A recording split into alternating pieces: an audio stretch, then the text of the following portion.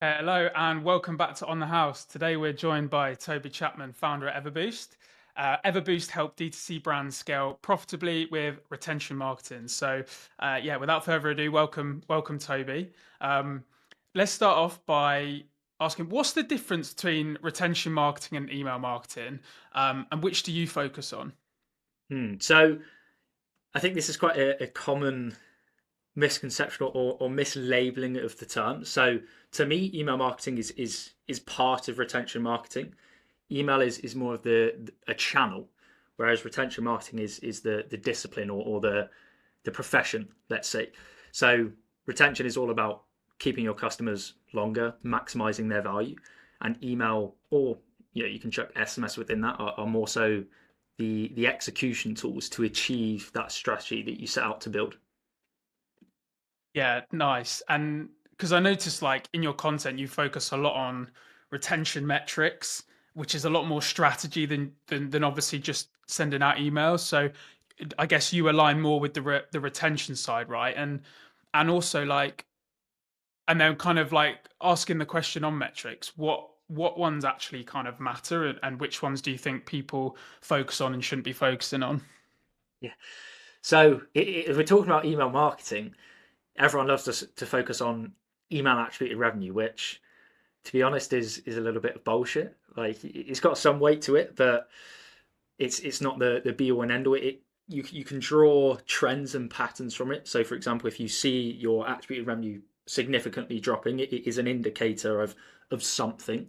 It's not necessarily that your email performance has got worse. It could be that your acquisition quality has significantly dropped and the quality of traffic is worse. So don't disregard that KPI or metric. Use it as a way to draw trends and patterns. But to us, the first place is repeat customer count. So ideally, you see that grow over time because ultimately repeat customers are what fuel the business. That's where you generate the most profit. On a cohort basis, looking at repurchase rates. So typically 30 days and 90 days. So let's say you had 1,000 customers acquired in what month are we now? November. Within 30 days, 300 of them came back. That would be a 30% 30-day repurchase rate. LTV. So again, let's stick with that example of the 1,000 customers. We'd look at 30-day LTV and 90-day LTV. So the average customer of that cohort within 30 days, what are they worth? Now, you can get more granular with LTV. So LTV is lifetime value or lifetime revenue, which again is good to look at, but it can be deceiving because if you're not profitable on that lifetime revenue, then you're in a sticky situation. So you might want to look at lifetime gross profit, which is harder to calculate, but definitely one worth looking at. Some more, I guess, niche or nuanced metrics that people don't really consider is things like repeat refund rate.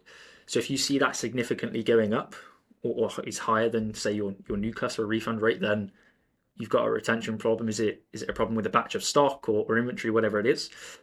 So again, there's a lot that you can track, but if you could boil it down, how many repeat customers are you bringing back? Of the cohorts, how many people come back? What are they worth? And of course, you can look at revenue from those as a sale as a percentage of your total sales. With you. Yeah, I can tell you're like very knowledgeable in this. So with obviously if you focus mostly on D2C, like how do you like judge success for like different clients you've got? Because I imagine I don't know much really about D2C at all, but I can imagine some of your customers like are really Black Friday, Cyber Monday driven and like seasonal, whereas others are like throughout the year. So um, how do you work out with them like this is what success looks like, and then help them like get there? It's going to be different for every brand and every vertical. So if we take a fashion and apparel brand, if we talk about some of those metrics that I just mentioned, typically LTV is less than that of like in terms of the growth percentage than that of something like a supplement or a skincare brand where people need to come back every 30, 45, 60 days, whatever it is. Refund rates as well, fashion apparel, going to be much higher. So always factor in the vertical that they're in and work backwards from that. But ultimately, retention retention has a lot of meanings, right? retention to one brand might be they simply want to increase the repurchase rate. They don't care about the TV, they don't care about repeat customer. It's just repurchase rate. For other brands, it might be they want to increase repeat AOV, which is also a metric I forgot to mention. That's one that we like to track, repeat AOV.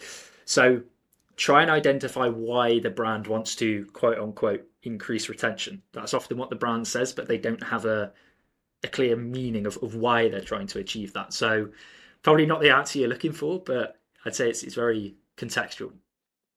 Now that's interesting. So what, because of all this content, and you said it as well, like starting at like the vertical, like the industry level, but then obviously within the industry, there's going to be, um, do you tend to find that you are targeting kind of more established type of companies that already know what kind of the numbers they should be hitting, and then they kind of tell you, we care more about this metric, and then you can come in, you know, verify that or whatever, and then you can, or do you find yourself working with smaller companies as well, where you're actually, they don't know what metrics they should be tracking, and you've got to figure it out with them? I'd say it's definitely more leaning towards the more established brands. The struggle with working with, let's say, sub 7-figure brands, or brands that are just breaking into 7 figures, is most of their budget should be put towards acquisition, because that's the main thing that gets a brand off the ground. And at that point, often the data is very minimal, or they're just about collecting enough data to start to draw some type of insight. So yes, it is generally best to work with more established brands that have these big customer databases and years of data. Obviously, if the brand is scaled very quickly, you don't need years of data because they've got a big customer pool. But yeah, there is definitely more of an impact that can be had with brands with ample data, and they don't need a very advanced understanding of retention metrics, but more so they understand the importance and the impact that it can have when you incrementally lift a certain metric or lever by a few percentage points. That's interesting. So yeah, so working with more like established companies. So, say if you qualify them, and you want to start working with someone, are you going to take them at face value of what they say, or are you going to say, look, can you give us access to your data? And then, where are they storing their data typically? What would you be looking for? Like, how does your kind of onboarding first 2 weeks work? And I guess the reason I ask this is one thing that I've learned recently. I used to be very much like focus on long-term value only, and the thing that I've learned recently is actually you need both. You need the short-term, quick 2 week win to kind of build that trust from sales, and then obviously the long term as well. So yeah, curious to know what your kind of early 2 weeks look like with a new customer. Yeah, so just quickly starting on the point around, do you take it on sort of face value in terms of what they say? No. Like, again, a brand can say one thing, but they need another thing, and it's not because they're stubborn in their ways. It's they maybe just have a misunderstanding of whatever it is. So before we even onboard with any brand, we always do a very in-depth audit. And I know most agencies say they do an audit, but often it's just a case of, oh, this metric's bad. Okay, what do I do about it? Whereas ours is, okay, dive into the data. Yes, if something is bad, what can they do to improve that? Whether they do it with us, themselves, or another agency, that's up to them. Usually the audit is so good that they're like, well, we might as well get these guys. So yeah, we always do an audit before, because again, some brands think they have retention problems, but it's actually another facet of the business that they just haven't considered. In that case, we say, look, retention is actually like pretty good. Could it be better? Potentially, but you've actually got a bigger problem elsewhere. So focus on that first, and then if you've still got problems, come to us. But in terms of the onboarding, it's pretty intense the first week to two, more so on our side. So it's setting the picture for the next 3 months in terms of what initiatives are we going to set out to do to make a big impact, and of course trying to balance that with the short-term wins as well, because time to value is a very important metric for agencies to track. So what can we do within the first week that is at least going to generate some kind of immediate result, where we kind of capitalize on that high and maintain that post agreement signature excitement. So yeah, set the strategy for the next few months. create design libraries for the emails or direct mails and things that we do. Make sure their tech setup is in a very strong position, because again, even now we check brands that DMARC records, SPF records, they're still not valid, even though it's like a requirement in mid 2024, I think it was. So audit all of their tech stack. Uh, Again, are there tools that we can cut? A lot of brands have bloat, or they're just not using tools effectively or efficiently. But yeah, I'm blabbering on now. So set the strategy for the next 3 months, execute some immediate wins, whether it's through campaigns or a direct mail send, or saving costs on tech, and then continue to execute. That's interesting. I've got like three questions, and I'm Oh, just going to bundle it into one. Are you okay with multiple questions in one, or should we take it? Well, let's do it. Let's do it. We're doing a yeah. good job so far. So, when these new clients are coming in, are they already running email marketing campaigns, or is it a case of I guess they are. They're more established, right? You're not getting the situation where you're having to set everything up from scratch. Um, yeah, let's start there. We'll move on in a second. Yeah. Usually they are sending email marketing campaigns. Whether they're good or not is another question. So I'd say we generally see two types of brands when it comes to segmentation and email marketing campaigns in general. Number one, they're from a segmentation approach, they're just sending to everyone, and it's tanking their deliverability. There's no relevance, and they'll only do it on times where they've got promotions or product launches. And then the other camp is usually they try and be super granular with segmentation and get too specific with communication, and they end up shooting themselves in the foot, because the resourcing and efficiency to be able to produce that amount of assets consistently over time is very difficult. And that's actually one of the main value props of a retention agency who manages email as a channel, is the workflows and the systems that we've got to produce this content and these assets consistently over a long period of time is so refined that the brand doesn't experience situations where they don't send a campaign for 3 weeks because they're trying to be too complex. We're able to strike that balance. So yeah, that's that. I'm with you. So yeah, it's the Goldilocks sweet spot. Not too much, not too little. Mm. What does that depend on? Does that depend on like the number of newsletter subscribers, the number of different types of products? How will you work out the sweet spot? Yeah, so generally, a lot of the brands that we work with are in the health vertical. So supplement, skincare, let's say men's grooming, anything like that. And typically with those brands, they'll have a subscription element to the brand. So we like to bucket the campaigns into 4 key areas: prospects, customers, and then within the customers, one-time purchase customers and active subscribers. You can also have cancelled subscribers. Now, within those, you can get more granular. So you've got the engagement tiers, have they been active on site, engaged with emails, etc. And also zero-party data if you start layering that in. Let's say you have an active subscriber, and within the active subscribers, you've got 3 buckets. Maybe one who subscribed for muscle gain, fat loss, and say performance, whatever it is. So that's the way that we approach segmentation, and we build the campaigns around those buckets. And our whole goal is to maximize the reach of the campaigns while still being relevant to each bucket, to obviously maximize performance. Because again, I come back to that point of brands being too granular. They send to tiny segments, and they just massively limit their earning potential. So yeah, the amount of campaigns that a brand needs, again, very contextual, but what I would say is most brands will be surprised at how much they can send, provided they've got the right segmentation and not annoy their audience and generate very good returns. Yeah.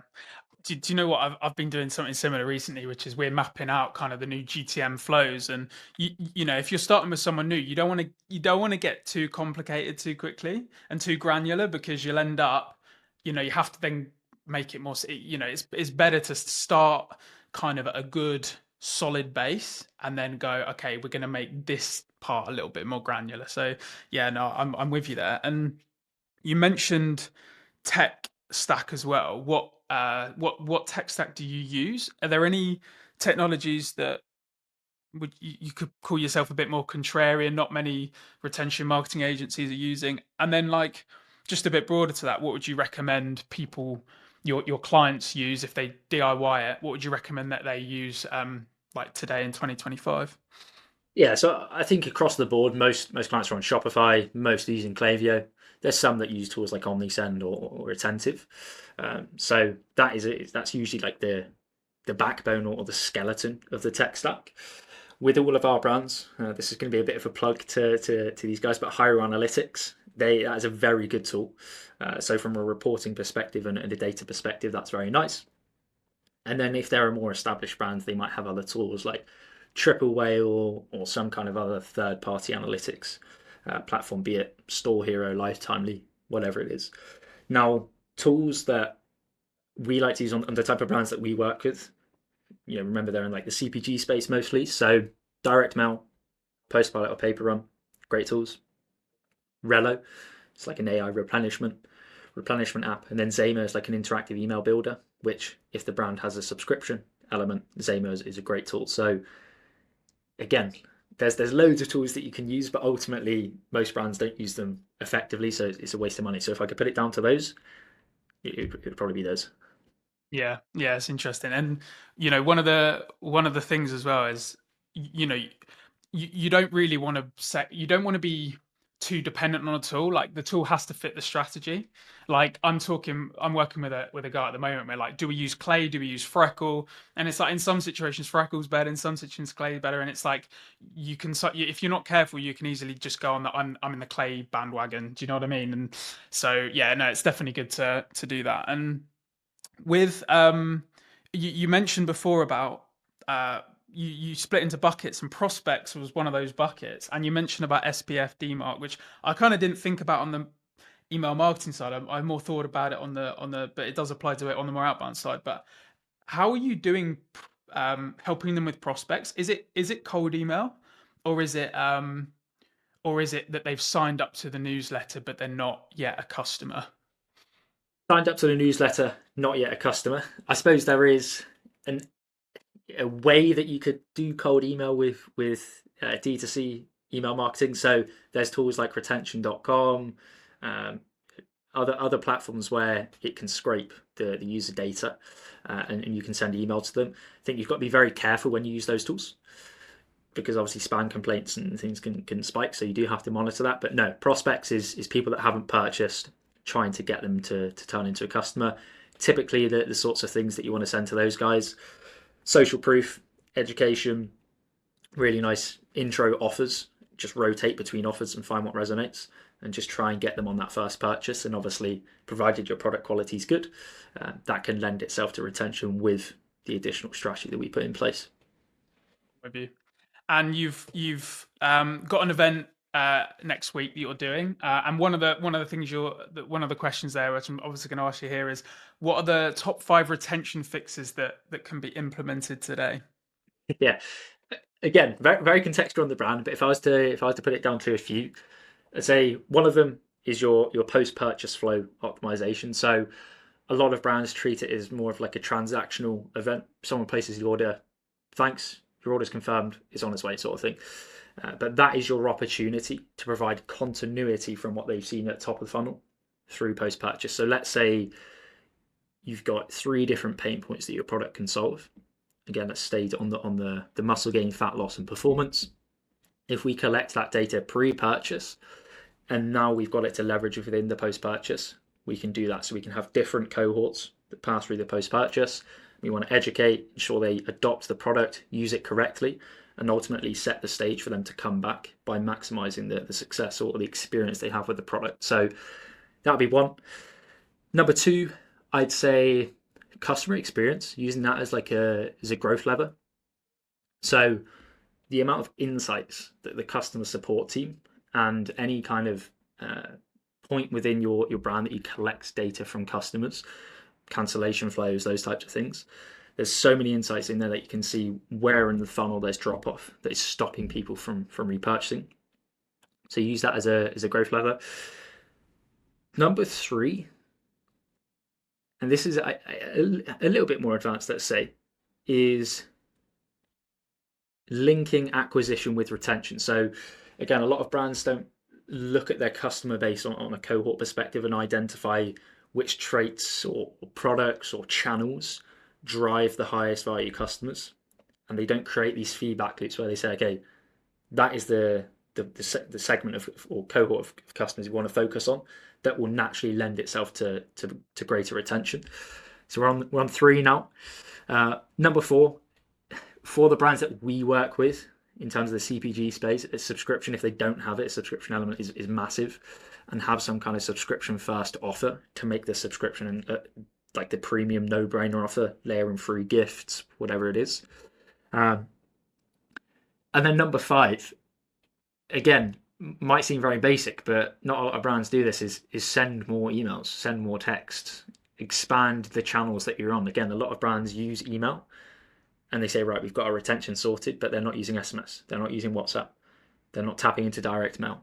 So again, take an omni-channel approach with retention and you'll probably find it helps a lot.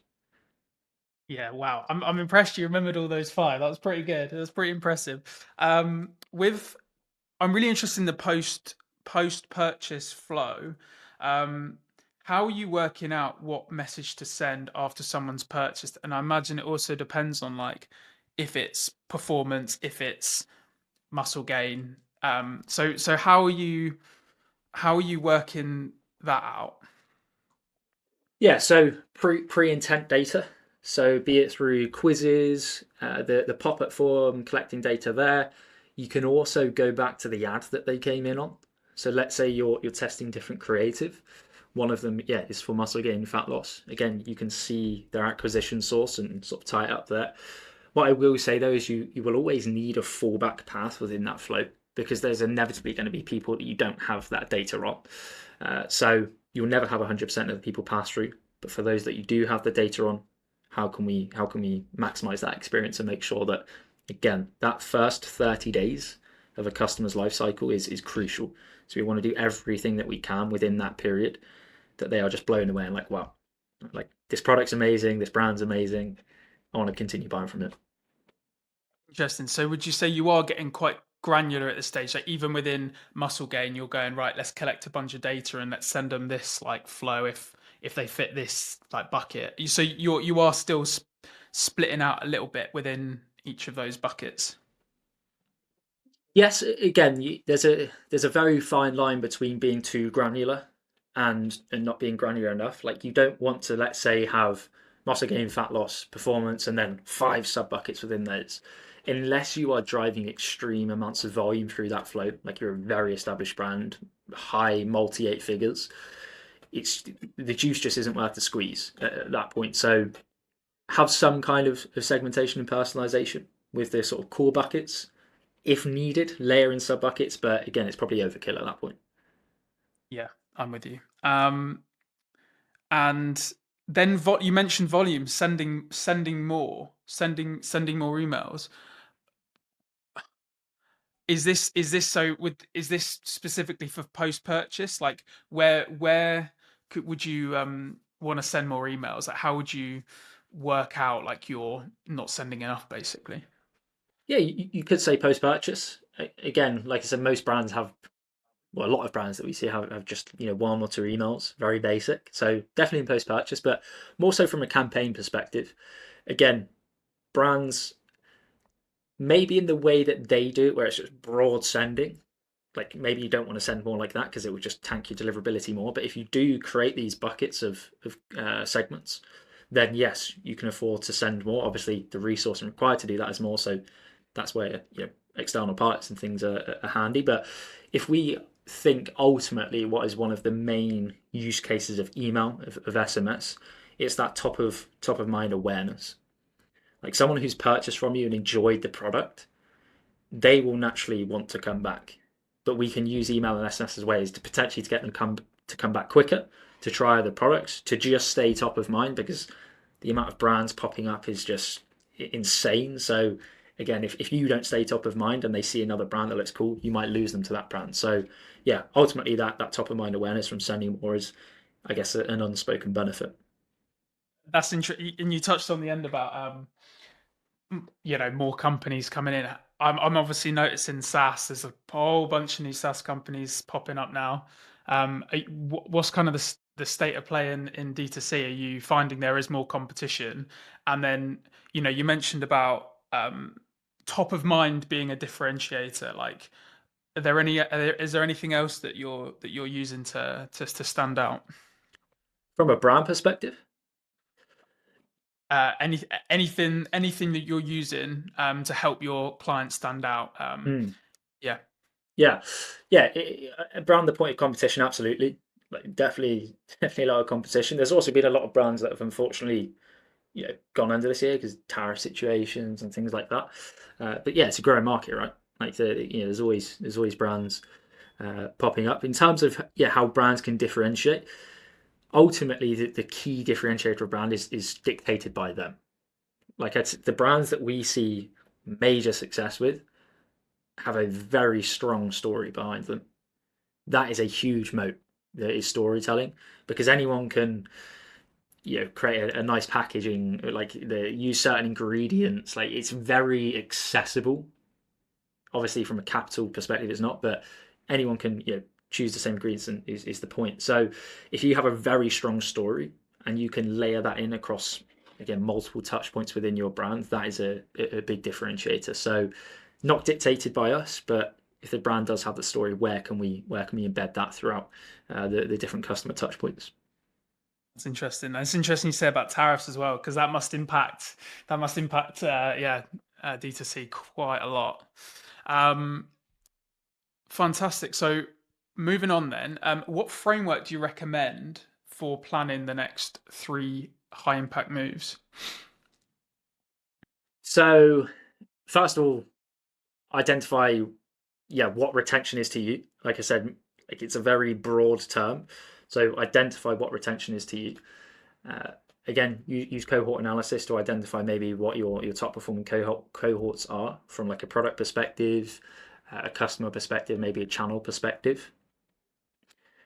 Map out your, again, this is, I'm going beyond the framework here, but map out your customer journey from like a flow perspective, email, SMS, direct mail. See where there's gaps, and obviously you can plug those gaps. But ultimately, if you don't know what retention is to you, it's going to be very hard to identify what levers you can pull to achieve that. So you need that understanding to then say, okay, we're going to add in this channel, or we're going to add in this flow, or we're going to create this offer bundle because we know that these products have affinity and they drive certain repurchase rates, etc. So yeah, again, maybe not the most exciting answer, but you need to know what you're trying to achieve. Yeah, and it sounds like obviously you're working with companies where they already need to know this, they're already established. So I'm almost thinking like if they're not established, who have they got to help? They've almost got to do it themselves in house so that they can then grow to be able to work with someone like yourself. So yeah, it's what if you're kind of an up and coming D2C company but you're not established yet, how would you recommend that they figure this out? Just yeah, what should they do? I'd say that there's a massive benefit to sort of slogging it out yourself at first, because again, you start to familiarize yourself with your customers and the behaviors and what have you. So don't try and outsource it straight away. Definitely familiarize yourself. But if you're a young up and coming company, again, most of your time and attention should be spent on acquisition. Don't neglect retention completely, but you need a very basic setup. Like make sure you've got your welcome flow, your abandonment flows, post purchase in place, email and SMS maybe, send a couple campaigns a week, sign up form. You're in good stead at that point. Once you get past that, you've got product market fit, you've got a very consistent source of acquisition, and you know that, okay, yes, we're acquiring customers, yes, some of them are coming back, but based on industry benchmarks and things, maybe you're on the lower end of the benchmark, or we know that there's some gain. That's where you might want to start talking to, be it agencies, consultants, whatever, and try and identify where there's gaps that you can plug. Yeah, that's good. You've basically given the roadmap there, haven't you? Like, do it yourself, work as hard as possible, focus on acquisition, gather data, and then obviously as you've got product market fit, then it's a case of how do we become more efficient? I guess that's the problem they're coming to you with, isn't it? Can you help us increase efficiency? Um, and that's as well. It comes back to that's something I'm noticing as well. Is like when you're working with companies where it is an efficiency game, you have a lot more control over results because you can just go in, find out what's broken, fix that one thing or one or Mm, two things, and then they're back on track or they're up. Whereas if you're helping like a startup, they could have a bad offer. Their founder might be a bit, they haven't got any evidence to back up that they can actually do this. So there's a lot absolutely. more unknown variables at play. Yeah. Um, And also, again, maybe a point that I didn't mention is retention is ultimately the engine that fuels the rest of your brand growth. Like at the start, maybe your CAC is going to be slightly lower because again, you're like a fresh brand, you're tapping into this big TAM that you haven't reached up to yet. But as you continue to scale, as you acquire more new customers, your CAC will inevitably rise. And then the stuff that you're doing before can't be sustained with your current performance, say from a retention perspective. So that's where if you can then come in and say, okay, we're going to increase repurchase rates by this, or the 30 LTV by this, and all of a sudden you're unlocking this incremental profit because retention is your profit engine. That's the way what we like to say. So if you can build your profit engine, you inevitably build this self-sustained business where your repeat customers generate enough revenue and profit to then flood back into acquisition to acquire more, and you've got this positive flywheel. Easier said than done. It sounds very, very easy on paper, but that is ultimately what you want to try and achieve. yeah, it's so interesting. I remember seeing Shan Hanif, and he was talking about the closer you get to product, the more money you can charge. And my brain was blown when I saw that because I thought it was the other way around. I thought the closer you are to sales, the more money you can make. But it makes sense, doesn't it? Because, like you say, smaller companies are more focused generally on this acquisition. But it's like when you get more and more and more market share, it's like the amount you need to spend to increase a little bit more goes up and up. Like you say, CAC is rising. And so it is just about how can you maximize LTV, and that's where you come in. So it makes it's a bigger company game, retention. Um, Absolutely. so very interesting. So I know Black Friday, Cyber Monday is coming up. What strategies do you recommend companies use to see success with it? Firstly, plan way in advance. So many brands leave it to like October or even November. They're like, right, what are we doing for Black Friday, Cyber Monday? Definitely don't do that. You need to be planning maybe even in Q2, potentially the start of Q3, just to be well ahead. And again, test offers throughout the year from an acquisition perspective that work very well, and just use that as your Black Friday offer. In from like a retention perspective, well, again, I know I'm going around a circle here, but first of all, start off with what you're trying to achieve in Black Friday, Cyber Monday. For some brands, they just want to move inventory, dead inventory. Some brands, it's to maximize new customer acquisition regardless of profit. Others, it is profit, so you need to understand what that is. But yeah, going from a retention perspective, create segments that, as we discussed, the prospects, the customers, active subscribers, the VIPs in those, etc. You want to probably create sub offers for each of those. So if we think from like an RFM perspective, your champions probably don't need to give as big of an offer to those guys because they're your champions. So again, if you give a big offer to them, you're basically just giving away profit. So create those segments. Make sure your deliverability is in a very strong position prior to your official Black Friday launch. So tighten your segmentation before to make sure that you get very good open rates, click rates, encourage clicks and replies so that you send these positive signals to the inbox providers. From a subscription perspective, if you do have a subscription, do not pause your subscription over Black Friday, Cyber Monday, or don't set up an offer that contradicts what the subscribers are already on and they end up cancelling. Like, treat those guys as your VIPs, whether it's adding in a free gift for that month or increasing their monthly amount off that they get by 5-10%, whatever it is. So yeah, again, blabbering on, but there's a lot that you can do from a Black Friday Black Friday perspective. Create a lot of hype in the lead up. So again, email SMS is a great tool for that.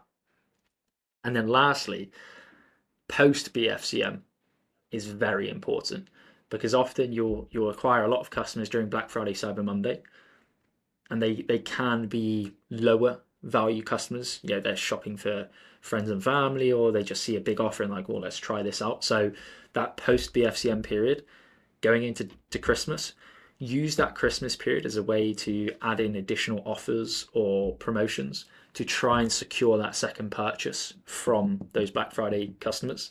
And inevitably, once they've placed 2 orders, they've got more stock, they're more likely to see better results.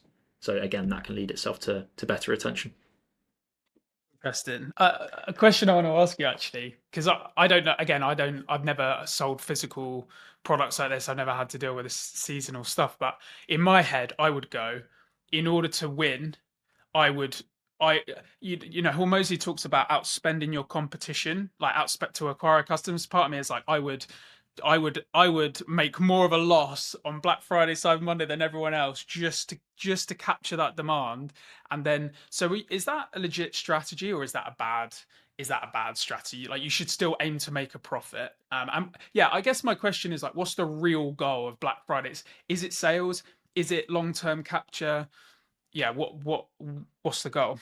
Really depends on the brand setup. Like, if you don't know your numbers, you should not be losing money on your first order. And again, you might not even know you're losing money on your first order if you don't know your numbers. But unless you have a very strong understanding of your numbers in terms of what customers are worth over certain time spans, like from a profit perspective, it's very difficult to sustain long periods of losing money on first orders if you don't, at least break even on that customer 4, 5, 6 months down the line. Like, the cash required for that is just extreme, and most brands will never survive.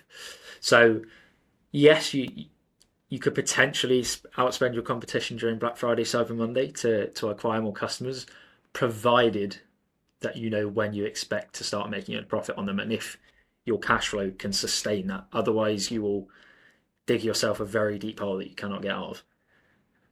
Yeah, so it has to be calculated rather than Yeah. a startup risk, just willy nilly. Um, that's really interesting. So, my final question, then we're going to get onto a quick fire round because I want to fire some questions at you. Does like retention marketing apply to SaaS? Like, do you have any SaaS customers? Are you seeing opportunity to move over there, or really? I know you mentioned about especially like health and wellness. Are you really just kind of focusing on there because that's where you can get the best results? Definitely does apply to SaaS. We don't work with any SaaS companies right now. We work with like digital brands that sell digital products. So let's say an exercise bike brand with an app, those types of things, which I suppose maybe you could say is it's got a SaaS element to it. But yeah, definitely applies to that vertical. I'd say with SaaS, they're probably more clued up on retention than most D2C brands, because retention with SaaS is huge. So yeah, you've got these massive complex onboarding flows and cancellation save flows and what have you. So definitely a space that it's viable in, and like I said, probably one where they have more advanced and more advanced strategies and a better understanding than most D2C brands. If you got a SaaS prospect book a call, would you consider it?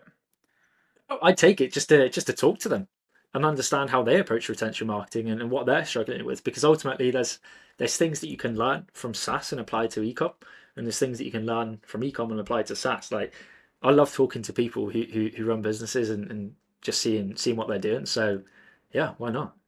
Book a call with Toby. I'm going to put the links in the description. You're flooded with So SaaS.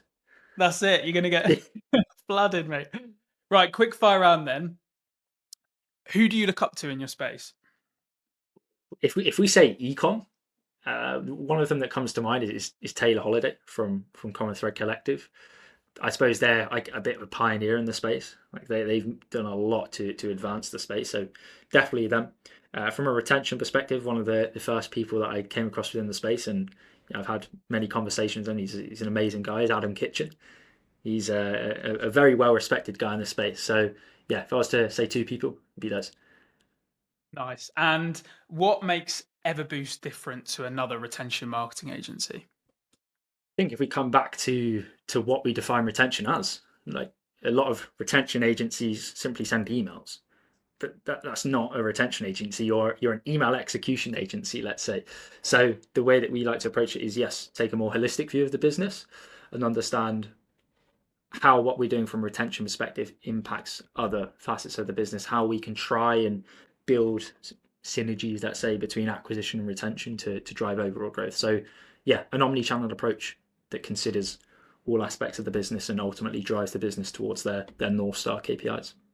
Yeah, strategic. It comes back to your content. Like your content's very full of just like very in depth about metrics and it's very you can tell when someone's an expert in strategy because they're like it's very context dependent. It's very nuanced, and so I can see that about what you're doing.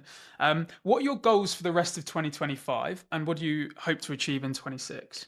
Survive Black Friday, Cyber Monday for 2025. No, yeah, get through Black Friday, Cyber Monday, and obviously smash it for all of our clients. Plan for 2026 from a goals perspective for the agency and see where we can improve our product, because ultimately that is product and team are the most important things in an agency. So yeah, see where we can improve that, and then going into 2026, just continue to bring on more awesome brands in the health and wellness vertical and get great results with them. I try not to think too far out, which might not be a good thing, but yeah, just continue doing what we're doing. Things are working, and yeah, try and get 1% better every day. Cliche, but true. No, I completely agree. I completely and utterly agree with all of that. What's the secret to winning on LinkedIn today? I saw a post you did about 4 weeks ago. You reposted it recently. It was like, wow, just wow. It was like 3 lines and it blew up. So yeah, what's the secret to LinkedIn right now? I'm still trying to work it out myself, man. Sometimes I post something, I'm like, oh, that's terrible, and it works really well. So yeah, I'd say what's the secret? I wouldn't say it's a secret. I'd say it's a well-known fact, yet people continue to ignore it. Just be human. Like the amount of AI shit on LinkedIn now is just insane. Like people can't even write a comment themselves without asking ChatGPT what to say. So be human, talk to people, message people, just be genuine. Create content that people can read and take something away from them, whether it's you've made them laugh, you've given them something they can action almost straight away, it's a thought-provoking idea. Just be human. Start putting out shit. Yeah. You know, I know there's a guy called Festus Sawo, and we're working together on a few things, and he started out as a personal trainer, and he did he's done a lot of things. He's not just done that, but he did personal training for like high powered exec CEOs. And he said to me, he said, when you get one of those people on a back squat and you see them struggling, you really start to kind of realize these don't pedestalize these people. They're human. They're just like you. And I think that's probably that helps a lot. It's just like these people, hey, how are you, man? So like sometimes you can just be a bit more human, and you don't need to get in your head about what position they are or how many followers they have. Like it's a bit irrelevant. Just be human. Exactly right. And then final question then, what hill are you willing to die on? Oh, that is a tough one. Um, Most brands don't have a marketing problem; they have a fundamental business problem. Like the amount of brands that their just numbers do not make economical sense to run the brand, yet they still try and brute force their way through is insane. So yeah, I don't know if that's a hill to die on, but there's a lot of brands that shouldn't be running that still are, and they try every trick in the book to grow, but they have a fundamental business problem. And I guess you're saying that to them. When you're working with them straight away. Let's not send out emails. Let's fix this first. Yeah, that's the whole goal of the first call that we have with brands is identify what their problems are and if it's something that we can fix, or if it's something not related to what we do and they need to go and solve that first. Yeah. Toby, it's been an absolute pleasure, mate. And I'm going to put Everboost in the description, your LinkedIn for people to connect with you. Is there any other links you'd like to add, or any other ways for people to get in touch with you? No, those are the best places. Awesome, mate. It's been a pleasure. Thanks for sharing the gems, and Thanks for having me. catch you soon. Cheers, man.